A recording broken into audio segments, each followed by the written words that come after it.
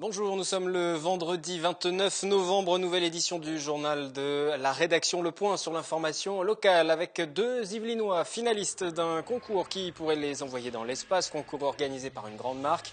Aux côtés d'une vingtaine d'autres participants du monde entier, ils vont rejoindre Cap Canaveral dans quelques jours pour passer les dernières épreuves. Il sera aussi question de la fête d'Hanouka célébrée par la communauté juive, la fête des Lumières qui s'ouvre aussi aux autres comme chaque année à Montigny-le-Bretonneux, un partage et un échange autour d'un chandelier, une menorah géante. Et puis le boxeur verriérois Ahmed El Moussaoui va combattre samedi pour le titre de champion de France welter. C'est un tournant pour la carrière de celui que l'on annonce comme un futur champion et qui a été formé à l'école Élan-Courtoise de la famille Farougia. Vous le verrez en pleine préparation tout à l'heure. Dans l'actualité également, cette réunion, cette assemblée générale qui se déroule ce vendredi à l'université de Versailles-Saint-Quentin sur le site de Guyancourt. Syndicats, étudiants et enseignants réunis pour demander une remise à plat des partenariats publics-privés de leur université. Rappelons que l'UVSQ connaît de fortes difficultés financières actuellement, comme d'ailleurs la plupart des universités françaises. Un mouvement national avec des manifestations doit se tenir le 12 décembre. On en reparle dès lundi dans ce journal. À l'image du jour, c'est au Clé-sous-Bois à présent. Le centre commercial de luxe à prix réduit va ouvrir ses portes et le fait savoir via une dernière visite sur le terrain pour ses partenaires et pour la presse. Ce matin, ce vendredi matin, 2 étages, 24 000 mètres carrés vont accueillir 112 boutiques de grandes marques seront présentes. Un investissement de 110 millions d'euros. Le chantier qui s'achève avec 2 semaines de retard, mais tout semble bel et bien prêt, d'autant que la concurrence de Carré Privé Ouest, le projet similaire d'Outlet, c'est le nom de ce luxe à prix réduit qui était mené par SkyWest à Montigny pour se relancer, a été abandonné il y a tout juste une semaine. Oui, tout sera prêt. 4 décembre, 10 h, je vous donne tous rendez-vous. Ça peut paraître un peu utopique aujourd'hui, mais je peux vous dire, il nous reste 5 jours de travail intense, mais on sera prêt. Nous, on pense que rapidement, presque la moitié du chiffre d'affaires sera réalisé par les touristes, notamment les touristes en groupe qui visitent Versailles et son château chaque année. On proposera à ces groupes de touristes de prolonger leur journée en venant chez nous faire ce qu'on appelle du shopping touristique. Interview d'Olivier Maniscalco, reportage complet à suivre dans le journal mardi, veille de l'ouverture de ce nouveau centre commercial. 25 fans du monde entier d'une marque de déodorant s'apprêtent à découvrir Cap Canaveral avec l'espoir de s'envoler pour l'espace. Ils étaient près de 100 000 participants à ce concours lancé voici une dizaine de mois et à l'arrivée, 5 Français ont été retenus, dont 2 Yvelinois. Romain Détré, bonjour. Bonjour. Bonjour, vous êtes en ligne avec nous, vous résidez dans les Yvelines à Orphin, vous avez 24 ans et avec un autre représentant du département qui lui habite au Clé-sous-Bois, vous allez partir du 2 au 6 décembre pour la Floride. Sur place, vous allez suivre un entraînement digne d'un astronaute. Est-ce que vous vous préparez actuellement pour poursuivre cette formation à l'issue de ce concours? En fait, j'ai fait un petit peu de sport durant les 8 mois d'attente depuis que je sais en fait que j'ai été sélectionné. Et donc, j'espère que ça me sera suffisant pour remporter ce fameux ticket. Parce qu'en fait, ce sont des épreuves qui vont déterminer lequel d'entre vous, 25 finalistes du concours, pourra décoller pour l'espace et peut-être devenir le premier civil français à obtenir ce privilège. C'est ça, c'est ça. Comment ça va se passer sur place? Vous savez déjà les épreuves que vous allez devoir surmonter? Donc, en fait, sur ce que je sais, il y a donc un parcours du combattant de l'astronaute, des tests psychologiques, un vol en avion de chasse, un vol en apesanteur et un passage en centrifugeuse. Il y a un jury qui va devoir déterminer les meilleurs d'entre vous, qui sera notamment emmené par Buzz Aldrin. Aldrin, c'est le second homme à avoir marché sur la Lune. Est-ce que vous êtes un passionné de l'espace, de ces conquêtes spatiales? J'avoue que depuis que je suis petit, j'ai le petit rêve d'aller dans les étoiles, justement. Et là, aujourd'hui, pour vous, vous avez le sentiment que ce rêve va se réaliser parce qu'il peut y avoir aussi peut-être un peu de frustration si vous n'arrivez pas à relever toutes ces épreuves en Floride. En tout cas, je m'y rapproche au fur et à mesure que le temps passe, effectivement. Et comment vous êtes arrivé sur justement obtenir votre ticket? Comment vous avez pris connaissance de ce concours? Donc c'était un matin en fait en allant au travail en voiture, j'écoutais la radio et en l'occurrence Fun Radio avait un partenariat avec Axe et proposait de gagner un sésame pour partir au camp spatial en Floride justement. Et donc vous allez partir, tout est prêt? Votre valise est prête?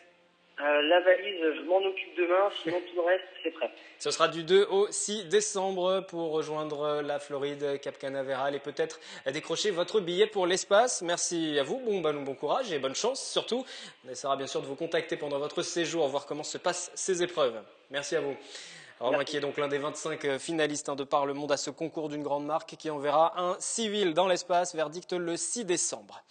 Pour la 29e année consécutive, les Restos du Cœur lancent leur campagne d'hiver. À Elancourt, la trentaine de bénévoles présents au centre social est mobilisée depuis lundi. L'an dernier, ils ont délivré près de 48 000 repas. Olivier Maniscalco et Jonathan Villeman. Moi, qu'elle veuille autre chose. Des sardines. Des sardines. Des sardines à la tomate. Et vous faites le thon. Ce lundi, démarrage de la 29e campagne d'hiver des Restos du Cœur à Elancourt. Une trentaine de bénévoles étaient présents pour accueillir sur place hommes, femmes et enfants bénéficiaires. Des bénévoles approvisionnés vendredi par l'entrepôt des Clés-sous-Bois, où près d'1 million de repas sont stockés chaque année et qui permettent d'alimenter les 24 centres des restos dans les Yvelines. Chaque semaine, le centre d'Elancourt peut ainsi recevoir et servir près de 1000 repas. Le nombre monte à 2000 en fin d'hiver et de plus en plus de gens demandent à être bénéficiaires chaque année. C'est des probabilités, mais je pense qu'on va avoir encore, par rapport à l'année dernière, peut-être 8 à 10% d'augmentation. Et là, c'est toutes les situations et toutes les classes. Il y a les jeunes, beaucoup de jeunes, c'est étudiants. Il y a 2 ou 3 ans, les anciens, là, qui sont arrivés en nombre un peu plus important. Maintenant, c'est les jeunes. Les anciens sont toujours là, mais les plus jeunes. Les familles monoparentales aussi, il y en a de plus en plus. Outre l'augmentation chaque année du nombre de demandeurs, les restos devront dès 2015 faire face à un autre problème, la baisse de 50% des aides publiques européennes. Il faudra donc très vite trouver d'autres sources de financement pour l'association lancée par Coluche en 1985. En attendant, plus d'1 million de repas vont encore être livrés cette année dans les Yvelines. Plus que jamais, les restos comptent sur vous. L'invité de ce 29 novembre, c'est Jean-Claude Herbet. Bonjour. Bonjour. Vous êtes président de la FASCI. La FASCI, c'est la Fédération des associations de solidarité de Saint-Quentin en Yvelines. Vous organisez la 7e édition de la solidarité, en fait, le 30 novembre, c'est samedi, à Guyancourt. En quoi va consister ce rendez-vous et il s'adresse à qui ? Alors, ce rendez-vous s'adresse aux associations, s'adresse au public, s'adresse, je dirais, à tous les citoyens. La thématique de cette année est le service civique. Donc le service civique nous a paru être un bon point d'entrée concernant le public 18-25 ans, qui peut donc avoir une activité de 6 à 12 mois dans les associations. Donc voilà, c'était le sujet rêvé pour pouvoir faire ce que nous faisons déjà depuis cette édition, donc le travail sur la solidarité. Le service civique qui existe depuis 2010, qui est ouvert à tous les jeunes. Tout à fait. 16-25 ans, sans condition de diplôme, seul compte les savoir-être, la motivation. Voilà. L'objectif du service civique, peut-être rappeler à quoi ça le sert tout simplement. Alors, ça sert déjà à tout jeune donc de se faire une première expérience, c'est-à-dire en général soit sortant des études, soit sortant de parcours chaotiques, de pouvoir avoir une première activité dans des domaines, je crois aux alentours de 9 domaines, puisqu'on touche le culturel, on touche le solidaire, on peut être dans plein d'associations différentes. Je crois que c'est un bon point de départ pour les jeunes en termes d'apport de leur propre expérience, de leur propre parcours, et pour les associations de pouvoir avoir justement ces jeunes qui sont là, dynamiques et motivés la plupart du temps, comme tous les témoignages sur le site du service civique peuvent le démontrer. Ce qu'on a entendu au moment du lancement de ce service civique, c'était aussi l'occasion pour les associations d'avoir une main-d'œuvre à bas prix, avoir des salariés moins chers, sachant que les subventions aux associations ces dernières années sont plutôt en baisse. C'était une compensation. C'est vécu comme ça ou il ne faut pas le voir comme ça ? Je crois qu'il ne faut pas le voir comme ça. Je crois qu'au jour d'aujourd'hui, toute action qui permet à quelqu'un de rentrer dans ce spectre de la solidarité est un point positif. Qu'après, il se pose des questions sur la rémunération, sur les typologies de contrats. C'est vrai que ça peut prêter à discussion, mais je crois qu'il ne faut pas perdre de vue que depuis qu'il existe, que c'est Martin Hirsch quand même qui a aussi développé cette initiative, je crois que ce qui est intéressant, c'est de pouvoir, comme je le disais, permettre à tous ces jeunes qui ont envie d'avoir une action citoyenne, une action solidaire, de pouvoir justement s'impliquer dans le tissu sociales, économiques de leur région ou de leur département ou de leur ville. Les associations sont bien au fait, bien au courant de ce statut de service civique, justement. Elles sont demandeuses, les associations. Et d'autre part, est-ce que les jeunes aussi viennent souvent les voir? Alors, comme tout dispositif qui existe, c'est vrai que des fois, il faut un petit peu acquérir la culture, c'est-à-dire cette culture du montage de dossiers, de savoir comment il faut faire. L'idée du forum de demain, justement, c'est aussi de pouvoir apporter des réponses pratico-pratiques aux associations, aux jeunes qui viendront, aux particuliers, à la limite, qui souhaiteraient aussi avoir des informations, parce que c'est vrai que l'idée est simple, mais des fois, le montage du dossier peut être un petit peu difficile. Les jeunes qui viendront demain samedi, sur cet rendez-vous, cette solidarité, en fait, peuvent venir avec l'idée de trouver justement ce genre de travail, de petit boulot avec ce statut-là? Alors, dans la logique, nous avons le matin une table ronde avec Madame Richard de la DDCS, qui viendra nous présenter le dispositif, puisque c'est l'antenne service civique des Yvelines sur Versailles. Nous aurons donc des jeunes qui ont déjà effectué des actions et un service civique dans différentes associations. Donc voilà, je pense qu'il y aura matière à discuter. Il y aura matière aussi avec toutes les associations qui vont être présentes à échanger, à discuter et pourquoi pas faire se rencontrer un demandeur et quelqu'un qui a un contrat service civique à offrir. Donc n'hésitez pas à vous rendre à cette opération Solidarité en fait, 7e édition consacrée au service civique. C'est à Guyancourt, au pavillon Waldeck-Rousseau. Ouais, tout à fait. Vous êtes les bienvenus, bien évidemment. Vous êtes le président de la FASCI, donc, qui regroupe ces associations de solidarité à Saint-Quentin depuis le début de l'année, depuis mars. Quelles sont vos priorités, justement ? Alors, nos priorités sont toujours les mêmes. Je dirais qu'on ne change pas une action qui gagne. Depuis maintenant 8 ans, 2008, oui c'est ça, 7-8 ans, nous sommes en fédération. Avant, c'était Saint-Quentin Solidarité qui existait, qui avait la même dynamique, c'est d'être facilitateur sur la région saint-quentinoise de toute action, c'est-à-dire de permettre à des associations, petites, moyennes et grosses, de mutualiser leurs moyens, leurs initiatives, de manière à les convertir en événements porteur pour l'ensemble des personnes intéressées. Là, il y a cet événement ce week-end. Est-ce que d'autres rendez-vous sont déjà prévus, annoncés ? Alors, nous avons des rendez-vous pas forcément officialisés au jour d'aujourd'hui. C'est pour ça que j'irai pas plus loin dans le descriptif. Mais nous essayons de travailler sur notamment des réunions thématiques avec des intervenants sur des thématiques. Nous avons eu à certaines époques des grands noms. Je dirais que l'idée est toujours de faciliter toutes les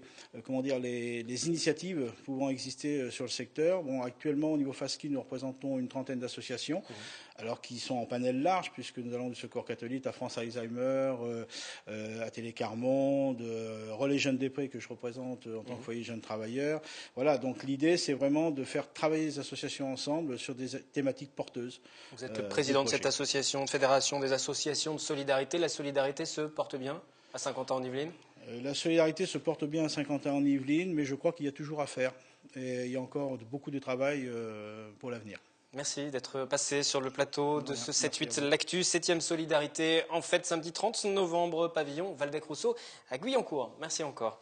Merci. 1er décembre, journée mondiale de lutte contre le sida. Depuis 2011 et jusqu'en 2015, la journée mondiale de lutte contre le sida a pour thème objectif 0 nouvelle infection, 0 discrimination et 0 décès liés au sida. Un objectif plus qu'ambitieux lorsque l'on sait qu'en France, entre 30 000 et 50 000 personnes sont porteuses de ce virus, sans même le savoir. Reportage au local de l'association AIDS de Versailles, Catherine Zulato, Yolène Torres et Jonathan Villeman. Une goutte de sang, 3 flacons, le résultat est instantané et fiable à 99,99%, ce sont les tests minutes. Un point qui apparaît, ça veut dire que ton test il est négatif. S'il était positif, il y aurait eu un deuxième point qui serait apparu également. Voilà.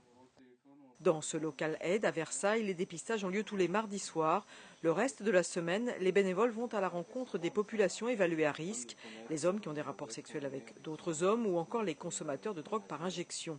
Un accompagnement indispensable pour une bonne prévention. L'accompagnement fait vraiment partie de la lutte contre le VIH. Puisque l'accompagnement, c'est aussi donc, beaucoup de prévention auprès de ces personnes-là. C'est aussi beaucoup de lutte contre les discriminations que les personnes séropositives peuvent vivre.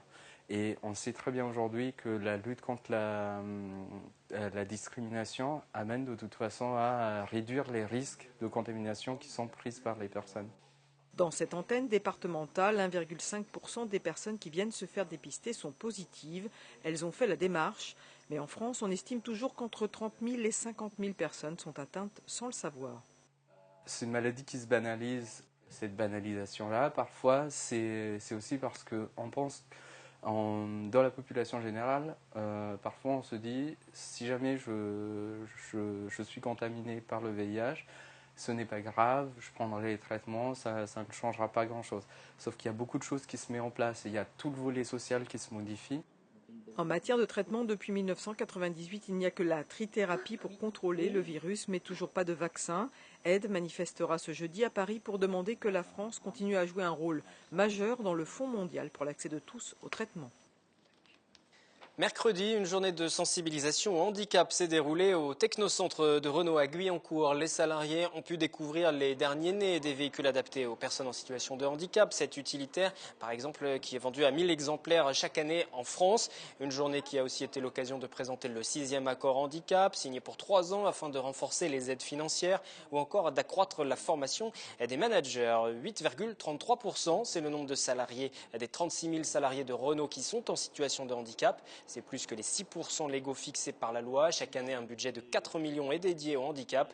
Les collaborateurs de l'entreprise pouvaient aussi mercredi échanger avec ces salariés. À l'occasion de cette journée de sensibilisation, nous avons rencontré Jérôme, ingénieur qui est sourd de naissance. Il est entré chez Renault voici 8 ans. Je vous propose d'écouter son témoignage. J'ai pu passer par la mission handicap qui m'a aidé à faire intégrer dans l'entreprise chez Renault. Et donc en 8 ans, effectivement au début ça peut être difficile dans mon intégration dans l'entreprise. Et à travers cette journée avec la sensibilisation, ça m'a permis petit à petit à m'insérer complètement dans l'entreprise chez Renault. Ce que moi je retiens en 8 ans chez l'entreprise, c'est il y a 2 ans, la mise en place de l'outil Centre Relais de chez Tadeo. Et c'est un outil qu'on a depuis 2 ans et qui donne un accès total au téléphone. Et surtout participer beaucoup plus dans les réunions. Ce qui est difficile, c'est de trouver le poste qui est compatible au handicap. Il y a des métiers que je ne pourrais pas faire. Et ça, il faut se rendre à l'évidence qu'il y a des métiers qu'on ne peut pas faire et puis d'autres qu'on peut faire. Et maintenant, comme on a l'outil Centre Relais, je pense qu'il y a d'autres métiers que je ne pouvais pas le faire par le passé que je pourrais faire demain. Quand on a un handicap, généralement, on fait beaucoup plus d'efforts qu'une personne qui n'est pas handicapée, entre guillemets. Mais ce qui est légitime parce que la personne qui n'a pas le handicap, tant qu'elle n'est pas confrontée au handicap, elle oublie parfois qu'effectivement il faut faire un effort avec la personne handicapée. Donc le but aujourd'hui avec la sensibilisation, c'est de montrer que l'effort, il faut que ce soit mutuel. C'est-à-dire que ça vienne de la personne handicapée, mais il faut que ce soit aussi la personne qui n'est pas handicapée, de faire un petit peu d'effort pour finalement se rendre compte qu'on y arrive ensemble à travailler ensemble. Le 25 novembre, journée internationale pour l'élimination de la violence à l'égard des femmes. Une date choisie par le procureur de la République de Versailles pour présenter un nouveau dispositif, un dispositif de téléphone portable d'alerte destiné à ces femmes les plus en danger. Un téléphone portable comme les autres, pas tout à fait. Celui-ci dispose d'une touche d'alerte.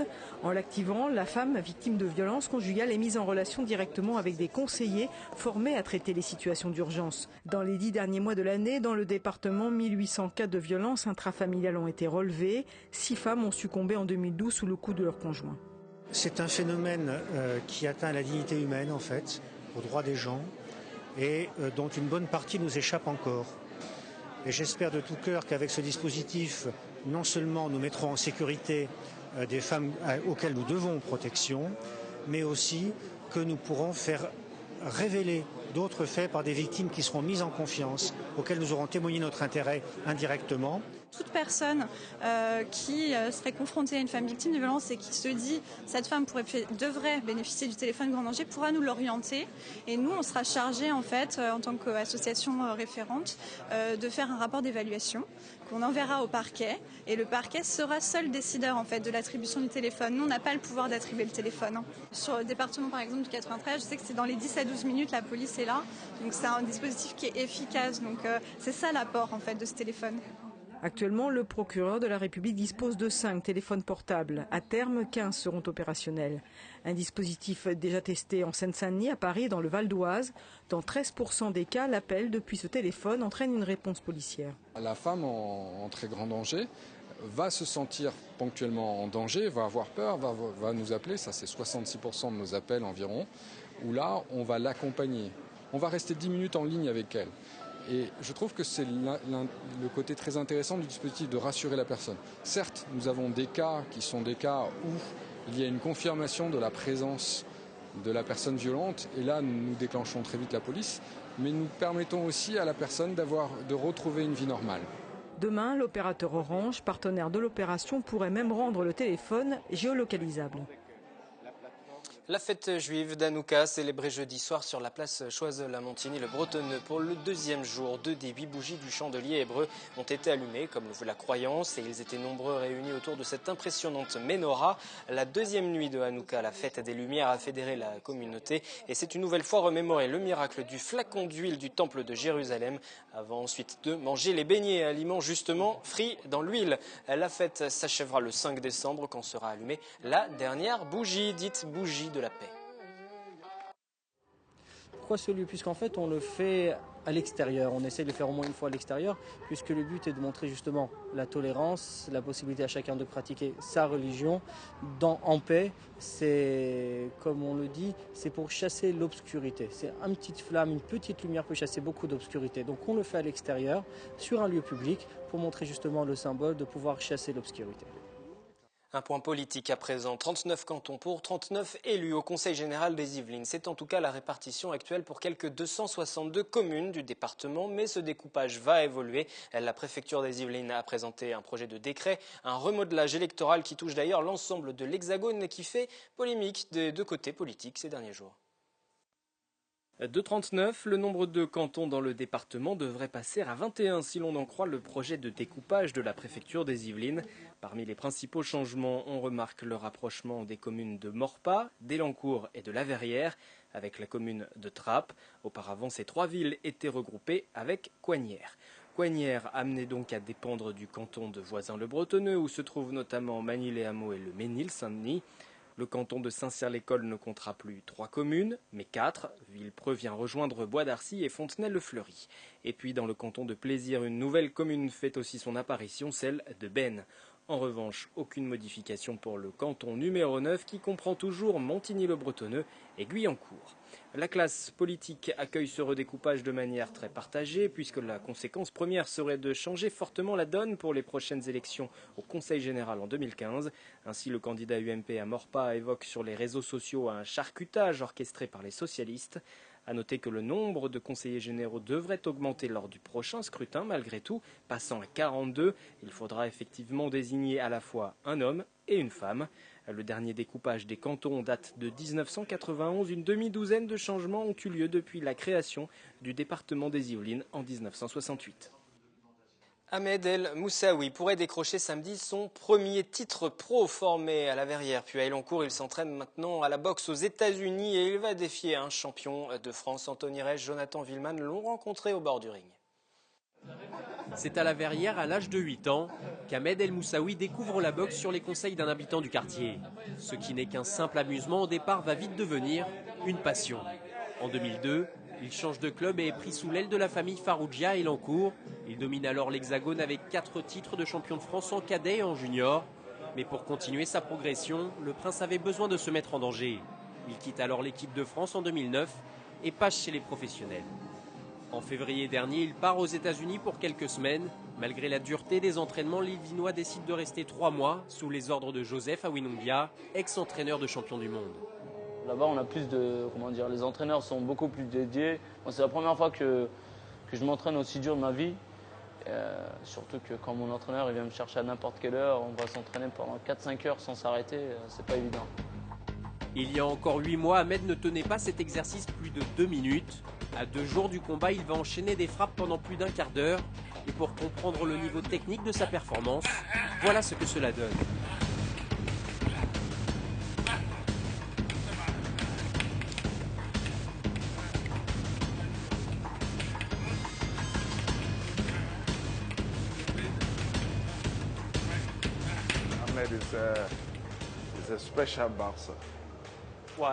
C'est un boxeur très particulier, très spécial, très rapide.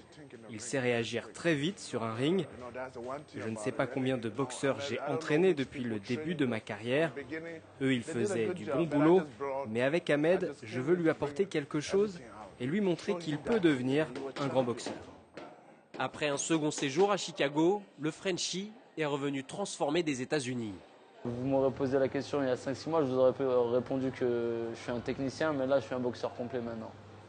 Donc je sais tout faire. Depuis son passage chez les professionnels, Ahmed El Moussaoui enchaîne les victoires, 17 au total pour une défaite et un match nul. Pour son retour en France, le Verriérois va mettre les gants pour une ceinture pour la première fois et ce c'est très attendu. Je suis sûr de mes capacités. Après, vous savez, la boxe, en un coup, tout peut changer. Donc voilà. Et surtout, je ne sous-estime pas mon adversaire. Samedi soir à Cergy-Pontoise, le prince de la Verrière pourrait franchir la plus haute marche de sa jeune carrière. Une marche qui pourrait le hisser vers les sommets de la boxe mondiale.